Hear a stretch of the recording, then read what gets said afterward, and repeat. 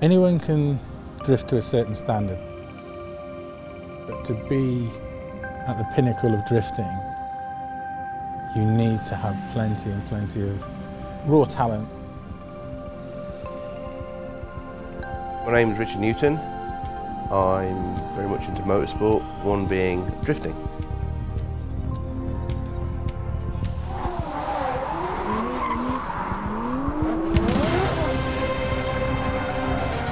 Drifting is a new, high-adrenaline, thrilling motorsport. Drivers must push their cars to the edge, driving precisely when out of control. Drifters need outstanding car control and a daring attitude to make it in the motorsport.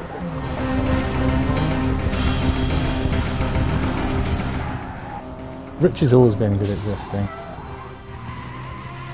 He's always competitive. He was one of the top in the UK.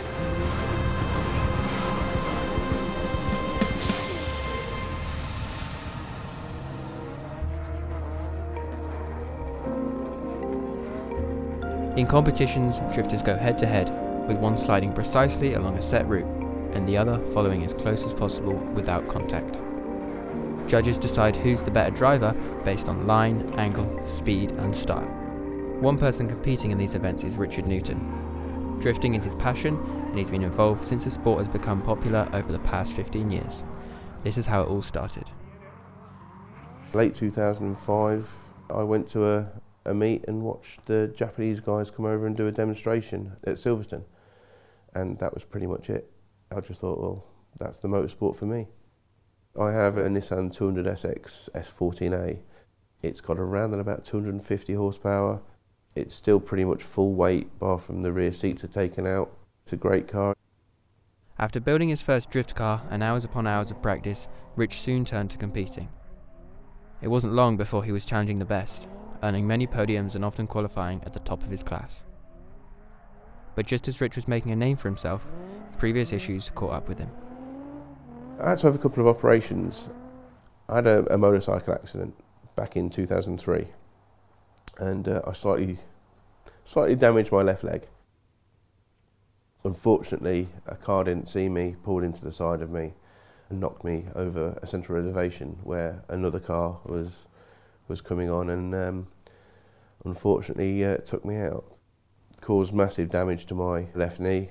For basically 9 years, I had around about 33 operations, I believe. Unfortunately, none of these really worked very well. In 2012, I had a left above knee amputation.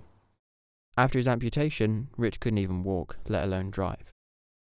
There was stuff that he had to find a completely new way of doing. He had to learn how to walk again. The frustrations that kind of brought, it wasn't always the smoothest journey. His stubbornness pretty much got him through it, I think. He had very good mates around him, lots of really good friends who just kind of helped him crack on and encouraged him to still get out and about and get on with his life. After Rich managed to adjust to life with one leg, his mind soon turned to how he could be involved with drifting again. I started to become a judge. I did a full season helping out the BDC. It was different. It altered my attitude quite a lot on why decisions are made. Rich went on to become the head judge for the UK's biggest drifting championship. But the more involved he became, the more he wanted to get back in the driver's seat.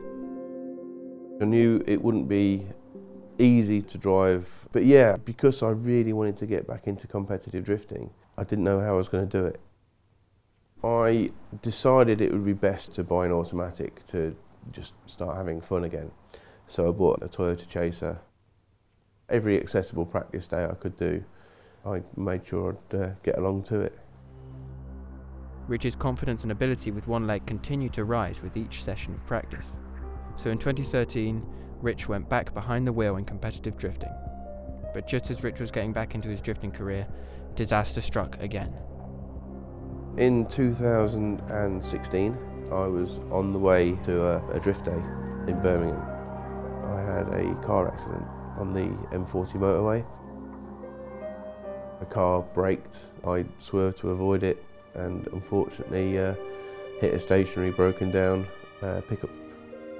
The results of that was a very damaged right lower tib and fib due to part of the back of the pickup, going through the bulkhead of my van and through my leg.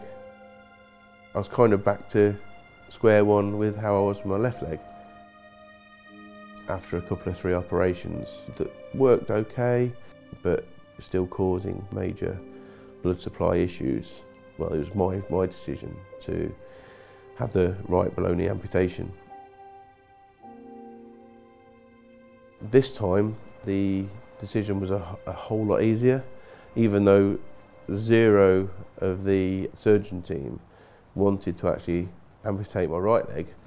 I was just like, I'm not putting myself, my family and friends and everyone like that through all the other times like I did with the left.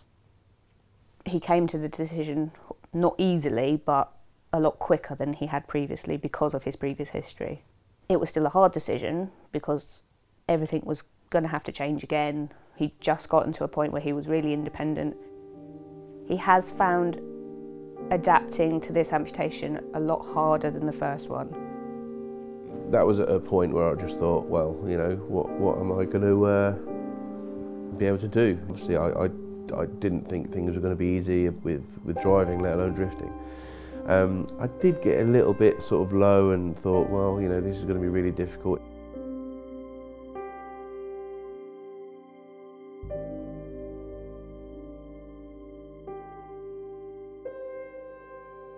He did get quite down at one point, and he did take it out on those closest to him because we were the people that were around him. Me and a friend of his, Craig, we did have to sit down and say, hang on, no, enough's enough. You're not going to sit here and wallow because we're not going to let you, we're not having it. You're just going to have to deal with it. You're going to have to find a way that you can get through this.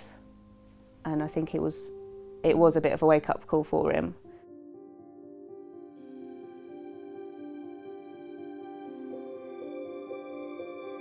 With his newfound motivation, Rich worked hard to deal with his injuries and accept what had happened to him. Even with both legs gone, Rich wasn't done yet. Amazingly, he wanted to get back behind the wheel again. To help, his friend Craig built him a drift car from scratch and modified it for Rich to use. The first lap he did, he was smiling from ear to ear once he'd done that, the first lap in that car.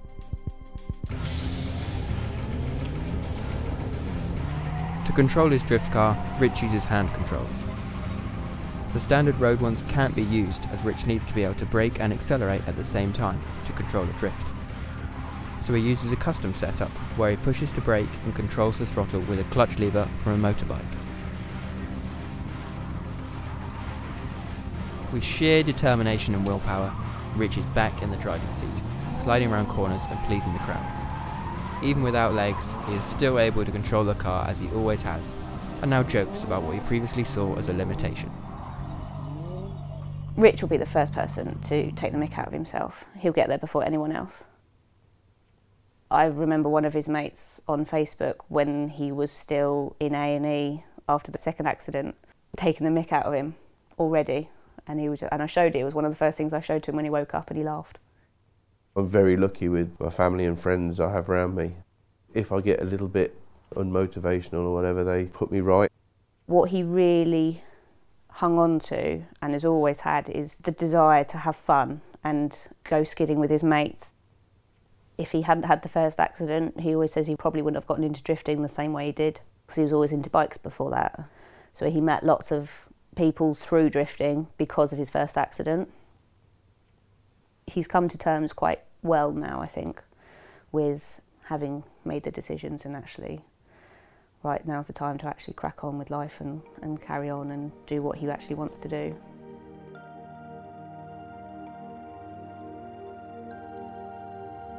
People do find seeing what he can do and seeing what he's achieved, even though he hasn't got any legs, they do find it encouraging for them to then, whatever issues they've got going on in their lives, or if it's something similar to Rich, he's always there to give advice or help people. It's really good to see that the positive effect he's had on other people. It's just like, if he can do it, then why can't they? I've been called an inspiration a few times, which I don't think I am. Inspirational guys climb Everest. I'm just a guy that wants to get on with my life and enjoy it as much as I can with people around me. To me, he's my husband. He's my best mate. Sorry.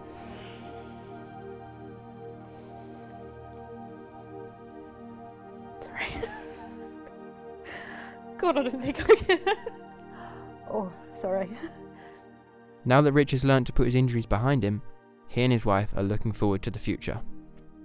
In the next 2 weeks, we're expecting our first baby, and I have absolutely no doubt in my mind that it's going to end up playing with spanners down the garage, being shown how to rebuild engines by its dad. In regards of drifting, obviously it's going to take a back seat, certainly for the next 6 to 12 months. If I get a chance to go and do a drift day or two here and there, then yes, I'll definitely like to do that.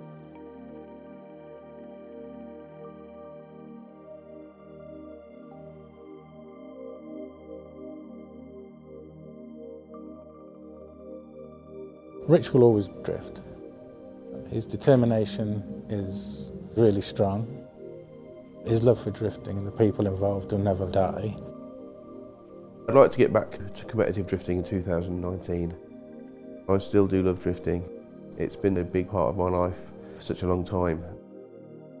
With determination, energy and support, Rich has conquered huge life-changing injuries.